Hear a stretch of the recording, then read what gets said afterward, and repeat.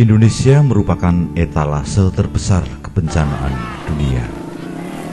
IRBI atau Indeks Risiko Bencana Indonesia mencatat fakta yang belum banyak diketahui masyarakat atau cepat dilupakan karena orang Indonesia memiliki daya ingat pendek. Dari 530 kabupaten di Indonesia, 497 diantaranya adalah wilayah rawan bencana alam. Ini belum mengakumulasi bencana yang ditimbulkan bukan dari alam, yaitu bencana akibat teknologi dan bencana sosial seperti tawuran, KDRT, trafficking, dan lain-lain. Sehingga predikat Indonesia sebagai etalase bencana dunia bukanlah sekedar olok-olok atau sarkasme.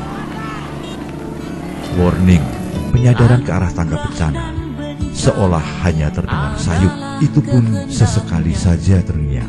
Sehingga sering muncul dakwaan ke arah pemangku kebijakan di negeri ini tidak serius mengelola dan melindungi keselamatan warganya yang jelas-jelas hidup di atas bumi yang 90% rawan bencana. Dari sekian banyak satuan kerja di lingkungan pemerintahan, Kementerian Sosial bersama Badan Penanggulangan Bencana Nasional merupakan garda terdepan dalam penanggulangan kebencanaan. Kita akan menggali berbagai informasi penting berkenaan dengan kebencanaan dari Direktorat PSKBA Kementerian Sosial agar fitrah bangsa ini dengan ingatan pendeknya selalu dapat disegarkan sehingga tumbuh kesadaran tanggap bencana. Kata pepatah, lebih baik mencegah ketimbang mengobati, karena mengobati akibat bencana jauh lebih sulit, rumit, dan tak terkirakan mahalnya.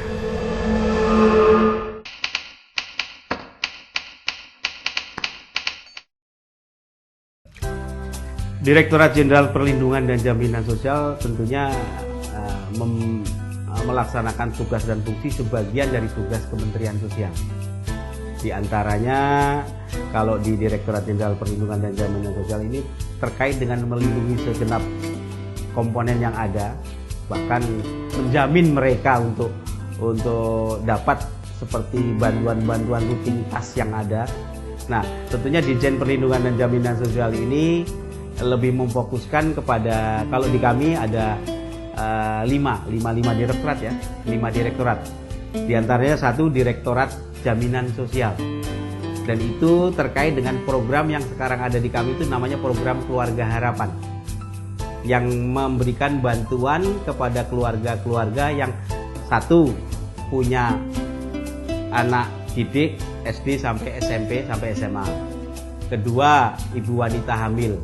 Jadi yang masih seperti itu akan kita bantu agar dalam proses 6 tahun sampai sekian tahun dia bisa merecovery, minimal anaknya itu bisa tidak ikut kepada kondisi-kondisi yang terpuruk. Itu di Direktorat Jaminan Kesejahteraan Sosial yang sampai dengan saat ini pemerintah sudah menggulirkan 3 juta peserta program Keluarga Harapan di seluruh Indonesia. Memang keinginannya pengennya semua Pak gitu. Yang kedua, Direktorat Perlindungan Sosial Korban Bencana Sosial. Di situ ada yang namanya korban-korban konflik, korban-korban yang sekarang mungkin kalau seandainya ada itu ya tawuran-tawuran. Itu kan juga menjadi bagian yang tentunya ini hanya menurut undang-undang itu tidak di bawah naungan langsung BPNPB. Tapi dia punya undang-undang sendiri, Undang-Undang Nomor 7 tentang penanganan konflik sosial, yang salah satunya direktorat ini sama dengan bencana alam itu melakukan perlindungan sosial bagi mereka yang korban-korban konflik itu. Makanya Tagana juga ikut di situ sebenarnya. Pada saat dia terjadi misalkan konflik seperti di Sampang, seperti konflik yang kemarin dulu di kerusuhan, kita melakukan pertolongan kepada mereka itu bukan hanya sekedar psikososial saja, tapi juga melaksanakan kebutuhan dasarnya. Sama lah, Tagana kan juga begitu, menyelenggarakan dapur umum, memberikan logistik, itu sama. Intinya melindungi. Jangan sampai istilahnya kebutuhan dasar itu terbengkalai. Intinya di situ. Itu di bencana sosial. Ditambah bencana sosial itu juga ada contoh, misalkan mungkin menangani orang terlantar, kebakaran. Contoh seperti manusia perahu kemarin. manusia perahu, itu kan juga banyak. Mungkin juga ada contoh-contoh yang dulu di Berlan ini juga ada program-program yang akan disasar oleh dari Direktorat Perlindungan Sosial Korban Bencana Sosial. Di samping itu bencana alam, tentunya bencana alam ya bagi korban-korban bencana alam, melindungi mereka gitu. Walaupun di dalamnya kita tidak sendiri. Saya yakin penanganan bencana ini tidak bisa dilakukan hanya satu kementerian. Bahkan BNPB, BPBD itu koordinir, dia butuh orang yang dikoordinir kan, nggak bisa juga melingkupi semua. Istilahnya saya punya moto bahwasanya dalam penanggulangan bencana itu kalau hebat bersama-sama, tidak sendiri-sendiri. Nah, itu di BNPB.